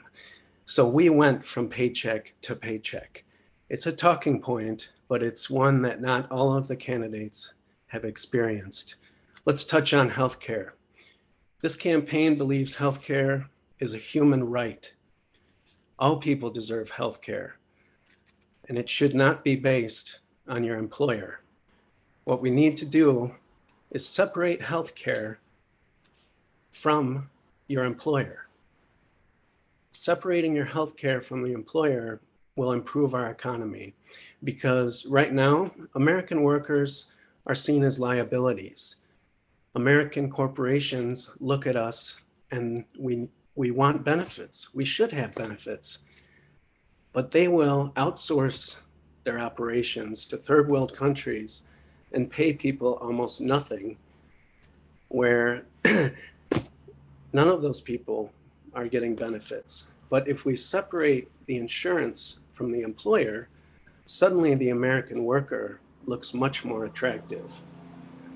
The American companies stay here and they don't have to outsource their work because they're not tied into benefits. They're not tied into dealing with these billionaire insurance corporations. And that is why healthcare affects our economy. The economy is tied to healthcare, and there is no escaping that. So we need to look out for our workers, and we need to raise the minimum wage, because there are important workers that support us, support the retired people, support the elderly, personal care, respite care, even childcare are seriously underpaid. And they are important people in our society. So if they're not getting paid anything, where can you look when you retire for support? I've been serving Wisconsin's developmentally disabled population for over 20 years. And I know what it means to support and care for other individuals, unlike my opponents. I have invested many years in working with teams that involve physicians, pharmacists, the police, neighborhood organizations, and groups that are ostracized from our society. And right now, retired Americans and elderly Americans and veterans are also groups that are ostracized from our society. And how do we protect that? We protect our democracy. And we need to be able to go to the polls knowing that the changes that this campaign is going to make are going to stay. Because once we get another oligarch or some other crazed leader like Ron Johnson, all of what we have done could be wiped away. We need a leader whose thoughts and career is based on care and compassion. This campaign is talking about the real issues, not the fake, not the lies that Ron Johnson is spreading. This campaign is based in care and compassion. Thank you for your time. That's jeffrumbaugh4senate.com. Hope you enjoy the rest of your day. Thank you, Jeff. Our next candidate could not be here, but he did send a video. It's Mandela Barnes. Thank you so much to the Wisconsin Alliance for Retired Americans for hosting this wonderful event. I am so sincerely sorry that I was not able to join you all in person, but the official side duties of the office of Lieutenant Governor still call this afternoon. But I truly appreciate the opportunity to speak to all of you, and I look forward to many more conversations over the next few years as we do the work to defeat Ron Johnson, expand the majority, and elect a senator who's going to stand alongside Tammy Baldwin and stand up for the interests of every Wisconsinite. So for those who may not know me, my name is Mandela Barnes, and I have the honor of serving as Wisconsin's Lieutenant Governor, right alongside our Governor, Tony Evers. And I am incredibly proud of all the amazing work that we've been able to do together. The work to help Wisconsinites recover from this pandemic, to stand up for workers and retirees all across our state, and also to slowly roll back the disastrous policies of Scott Walker and Rebecca Clayfish. Now, during this time, as Lieutenant Governor, I've been able to travel to every single county in the state. I've been able to listen, been able to learn and take action, most importantly, on the issues that affect people all across Wisconsin. I was also proud to chair the governor's task force on climate change. We brought together community and industry leaders to develop concrete steps to tackle the climate crisis and to make Wisconsin a leader in renewable energy jobs. Now, we've done so much over these last 3 years, but I, just like you, know that there's still so much work left for us all to do. I remember back in 2018, with your help, we defeated every single Republican statewide office holder. And there's just one left. That's Ron Johnson. Now, Senator Johnson continues to stand in the way of progress in the United States Senate. He spends most of his time peddling conspiracy theories. He does not take any opportunity to hesitate to reject the science or put people at risk with his anti-vaccination nonsense. And he continues to fight for tax cuts for his wealthy donors while everyday Wisconsinites are left behind stranded. I know, like you know, enough is enough. And that's exactly why I'm running for the United States Senate. It's because I know that we can do so much better. I come from a proud union family. My dad worked third shift at GM, and my mother was a school teacher for 30 years. And they both organized for better wages and better working conditions. They also taught me to never settle for what is. We have to reach for what can be. It's exactly what this campaign is all about. Wisconsin has a proud progressive tradition, a history of doing big and bold things. We were the first state to ratify the 19th Amendment, giving women the right to vote. We were the first state to declare the Fugitive Slave Act unconstitutional. We were also the first state to pass statewide protections for LGBTQ individuals. And we've been at the front of the labor movement and the fight to protect workers as well as retirees. Now, I'm saying that we can do these bold things once again. We can stand up to the forces that are trying to roll back our rights and our progress, our benefits, and even our livelihoods. We can safeguard Social Security and Medicare, and we can keep our sacred promise to our seniors and our retirees who have given us so much. We can also protect and expand Medicaid. We can ensure that no one has to choose between their own health needs or putting food on the table. And I know that we must defend and expand pensions. We can never give in to the relentless attacks on what so many workers have spent their entire lifetime earning. This is exactly what I spent my career doing, leveling the playing field. And what you can count on and should demand from your next United States Senator are all these things and more. So I just want to thank you all so much for your time, and I hope to earn your support. I cannot wait until we're able to gather again in person. Okay, our next candidate is Peter Pekenke. I'm hopeful that I didn't screw that up too much.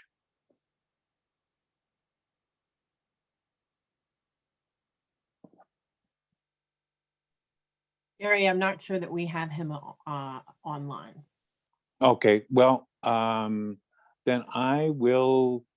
We have Cooley has come back. Can we boost him up to panelist and hear him? He is listed as a panelist.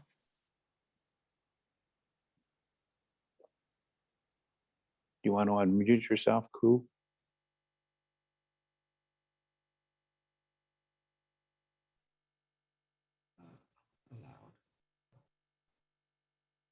Okay. Gary, can you see me? Can you hear me? I can hear you, but I can't see you. Oh, there we go. There we go. You're coming in. All right. Well, thank you, Gary. I think you did an awesome job with pronunciation of my name. I do appreciate that a whole lot. Good afternoon. Thank you for having me today. It is an honor to be part of this wonderful luncheon. I personally want to thank every one of you for all the years that you have put into the economy, and that makes all things possible for people like me. My name is Cooley. I too share the opinion that Senator Ron Johnson must be removed from office. I am a Michigan State University alumni. I've been married to my beautiful wife for over 20 years, and we have 4 healthy kids. I'm a business owner, excuse me, from the Fox Valley. I managed multi-million-dollar corporations and was briefly an executive advisor to the Bay Lakes Boy Scouts of America. I love to serve, and I love history. My dad is turning 62 and only a few months away from retirement. He will be retiring from a welding fabrication career after some 30 years. Like my dad, every American, regardless of profession, deserves to retire happy. For my dad, the best part of his American dream now is to spend more time with his grandkids and to watch them grow. But he has the same concern as many of you. Are drug prices coming down? Is Medicare more improved? Is there enough money from Social Security? These are some legitimate questions that must be answered. I believe that each one of us sees our country and the world from different viewpoints, depends on our experience as a person. Where we live, what we have done. For me, it is the gift of struggle and survival from birth to the day that I arrived in the United States. All I was able to remember about that night 41 years ago was the strange feeling of cold water churning beneath my neck. The rest of what I know, I owe it to my parents.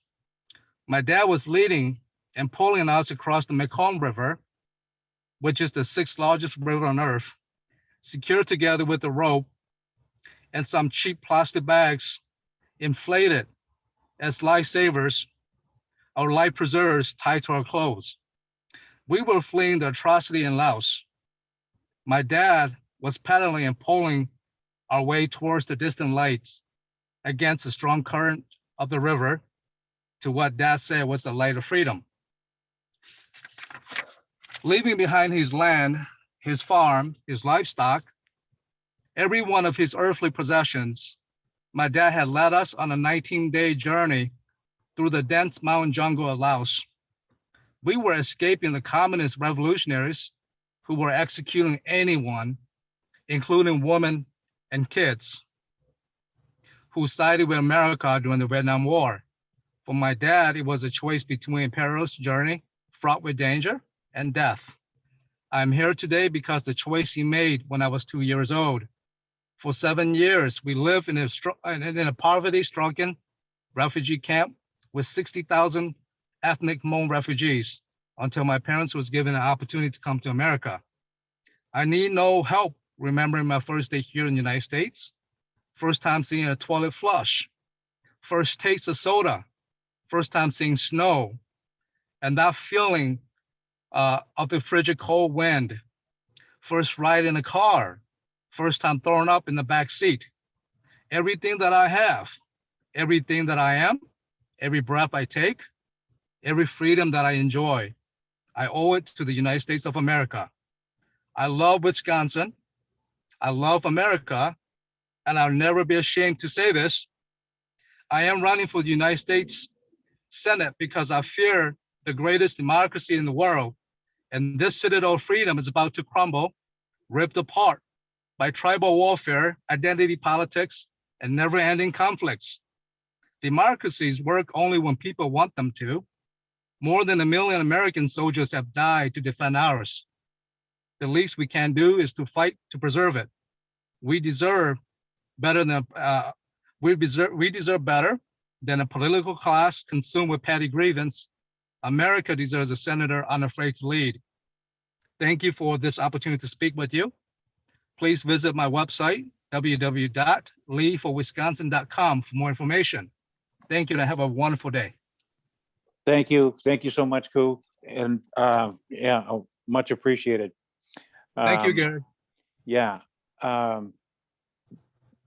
Did we get, that doesn't look like we have Peter online here. So with that, I think I really appreciate everyone sticking through this long program. I want to express my complete appreciation for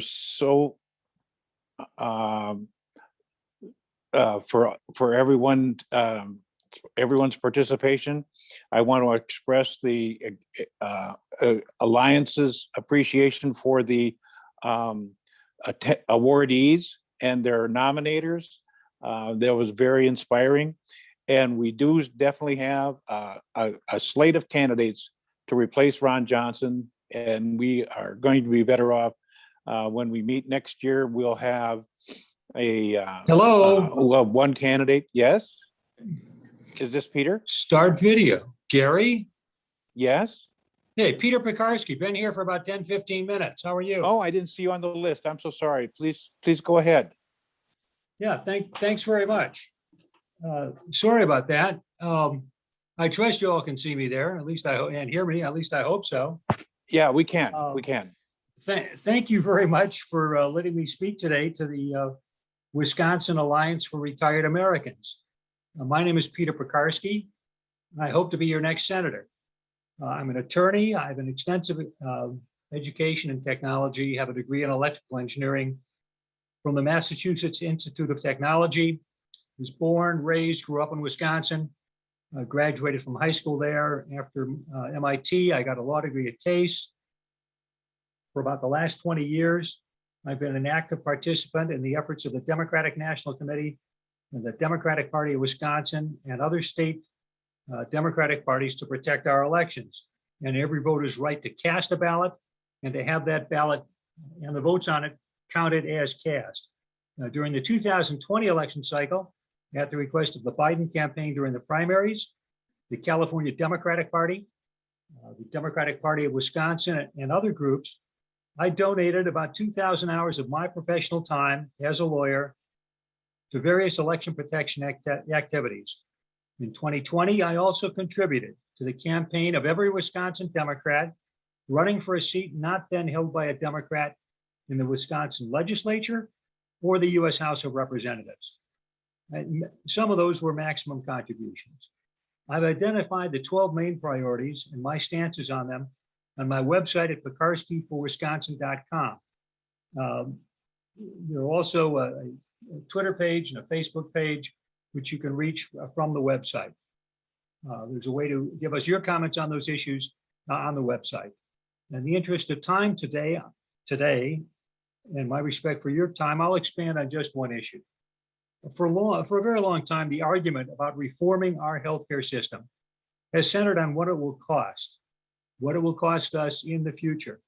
What we don't talk about enough is what it is costing us right now, how much the status quo is costing us. Too many of our community members are being hamstrung by medical debt.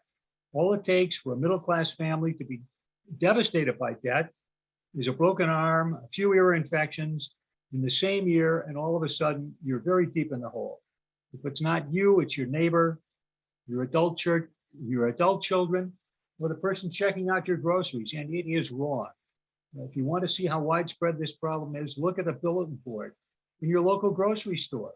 They're covered with fundraisers to help people pay for medical treatment. We all know someone who worked their whole life just to lose everything they earn paying for a nursing home. We can do better, and as your senator, I will. We need to stop the accumulation of new debt and open up access to quality, affordable health care for everyone. In addition, when I'm elected, I will immediately introduce a bill making it illegal for medical debt to impact credit scores. This will open up opportunity for the hundreds of thousands of Wisconsinites to become homeowners, to purchase more reliable vehicles, and even be eligible for employment opportunities denied to them today solely based on their credit score. The next generations are struggling, and when they're hurting, we are all hurting. It's about restoring a future that is being denied. It is the right thing to do it. It's time to do it, and I will. Our primary and every primary is about getting the best policies and picking the best person to advance those policies. Everyone on this call is a leader in their community. You are the one who your families and friends and neighbors look to when deciding for whom they should cast their vote because they trust your judgment, and they should. That is why I'm asking you to once again take an active role in our democracy. Please take a look at my website, pekarskyforwisconsin.com. Sign up for my email list, follow us on Twitter, drop me a message letting me know what your priorities are, because when I win, I work for you. I would appreciate your support in the campaign, in the nominating signature process, at the primary, and in the general election next year. Thank you very much for your attention. Thank you, Peter. And my apologies again for not seeing you before. Thank you very much. You bet. So I'm going to start again. What a wonderful chance we have had to hear all these candidates, and I hope everybody has had a chance to look at where they want to throw their support.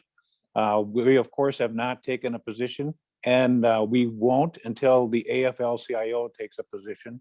We are an organization that works as a direct affiliate with the Wisconsin AFL-CIO. So we, at this point, we have many candidates, many of them more attractive than Ron Johnson. And I think it's time for a great change. And I really appreciate, I just want to say extreme amount of, I don't know how much thanks I can add to Executive Director Alex Brower and Executive Assistant Fatima Hyde and the rest of the board for their work to put this together. It's been a labor, and at sometimes maybe even a labor of love. So with that, I think we'll close it off and let everybody get on with their day. Take care, everybody, in solidarity.